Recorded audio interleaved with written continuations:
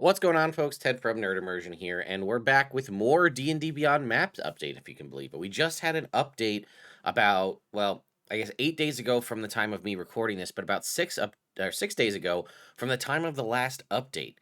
And I am just blown away with the speed at which they're churning out these updates because I really didn't think we'd be seeing updates this quickly. Now, I know a lot of this is facilitated by the new monster manual coming out, but even still, like, it's added new functionality to tokens on the map, which I'll show you in one of my own personal maps from my ongoing campaign.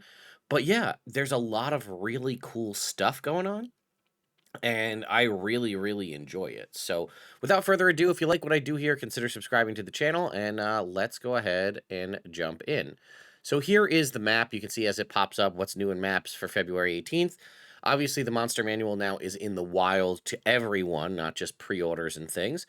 They now have all the monsters in the token browser flagged as legacy if they're 2014 monsters. All you have to do is just in the filter system, which is also new, you can actually uncheck it so that you won't see legacy monsters if you want to just use 2024 monsters. Also, as a reminder, the only things flagged as legacy are things that were updated in 2024. Meaning, if it's a monster from some other book like Monsters of the Multiverse or a campaign or something like that, those will not have legacy tags. The only ones that will be the ones that had the original version in the 2014 Monster Manual. So you can also now preview stat blocks from tokens. You can adjust hit points from tokens, and you can even roll directly from a token. And then obviously we have some new shortcuts that I'll show you as well.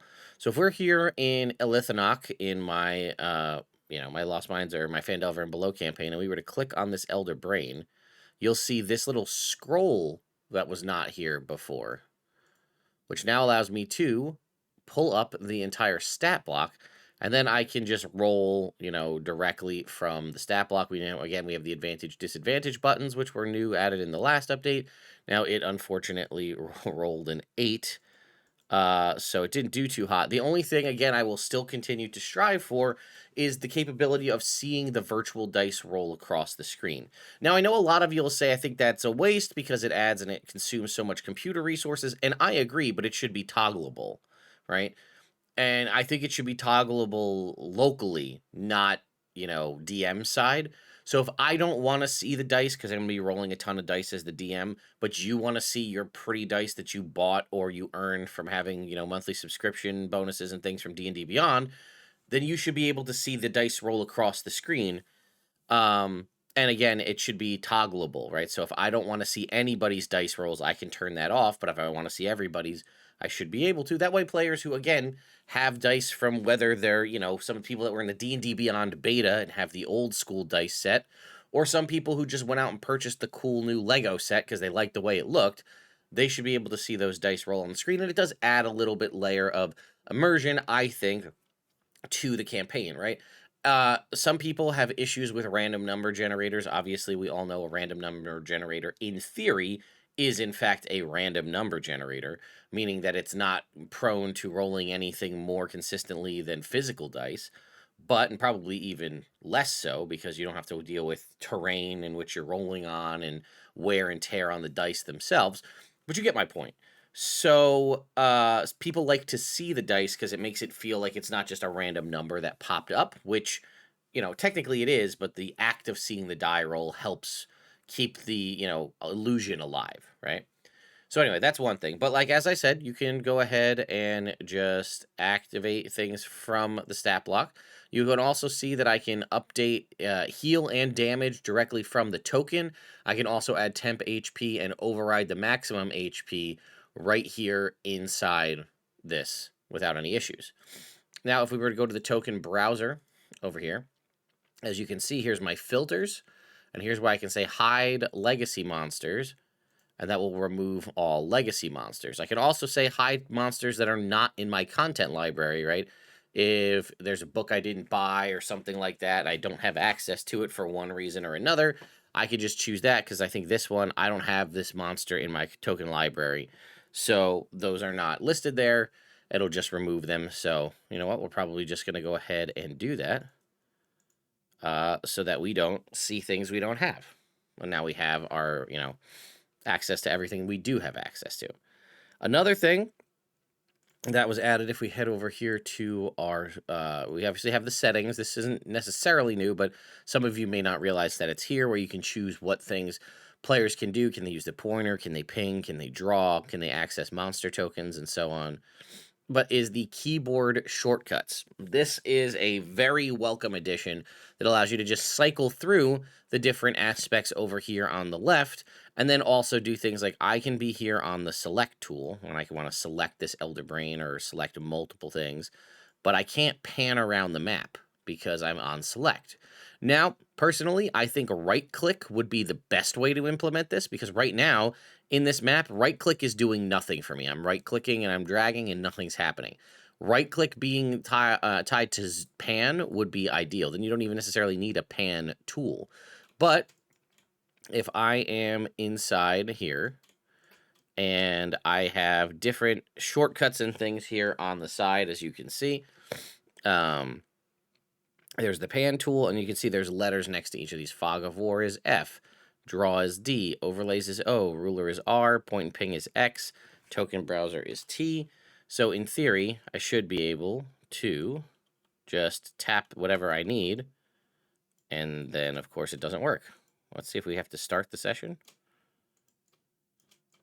Huh. Well, this is a problem that I've had once before. I thought it was tied to the browser that I opened it in, and that didn't seem to work. So I don't know why this is the case. I had it working at one point, and then it stopped working at another point. So now I'm on the select tool, and if I hit and hold spacebar, it's supposed to move me to the pan tool, and I do not have access to the pan tool currently. So I don't know what is causing this issue. But we can go ahead and look at, there was an article released that basically just goes over everything that I talked to you about, kind of showcasing the shortcuts menu, and then again, clicking and dragging and moving multiple tokens, accessing the stat block from the token. There's even a video associated with it. Now, like I said, I don't have access to any of those tools right now. I'm going to go ahead and take a look and see if I can't figure out why that's happening. Maybe we need to just open it in a new window and see if that'll do the trick. Because I want to give you guys the best example, because in theory, this is a great change, but right now I can't seem to get it to work. And it happened. Now, I don't know if I like timed out of the campaign and like that screwed it up for me. So let's go ahead and see if this, okay, now it's working. Weird. Let me go ahead. Okay, now you can see it, right? So here I am. I'm on the select tool, as you can see, and I'm selecting. But if I hold down my space bar, you'll watch as my arrow turns to the glove, and now I can pan all around the map. And then if I just release it, it goes back to the arrow, and then I can select as needed. Now, if I wanted to go to the token browser, I can just hit the T button, pulls open the token browser. If I wanted to go to start drawing on the map, oops, I'm clicking on the wrong thing. If I want to go drawing on the map, I can just hit D, and it takes me to the draw tool. And obviously, what is it? F is Fog of War. We can see we could add Fog of War there. And then here we can just go ahead back and remove it. If we wanted to add an overlay, we can hit O. And then we get shifted to the overlay tool. R is the ruler, right? Here we can see measurements and things for the ruler. X is point and ping. So here is point and draw, and then here's ping. So obviously the only thing I don't like is we don't have a return to select tool. So obviously we can cycle through any of these different tools that we want to use for various reasons. We can go to the pan tool by holding spacebar, though we actually don't have a button that goes back to select. So again, I don't know why I didn't have access to it. I think I might have literally timed out of the session and just refreshed. So if you seem to run into the issue where the shortcuts and the pan with spacebar isn't working, consider closing down that instance of D&D Beyond and reopening it. That does seem to fix the problem. So yeah.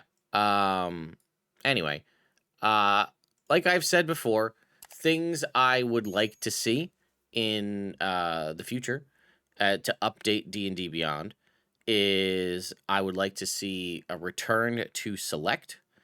where you basically have like maybe the V key or something, is go back to select, because if you're going to be cycling through your various uh, shortcuts or hotkeys, basically, you should have one to go back to the default, which is the select tool. So we don't have one. So that would be one thing. The fact that we have access to full rolling and a variety of different things from the from the tokens is great. I don't love that I can't just drop a token on the map. I have to go in and pull it from the token browser, or if there was an option to very quickly upload something to the token browser. I realize now it's probably even harder to do so because everything's tied to a stat block.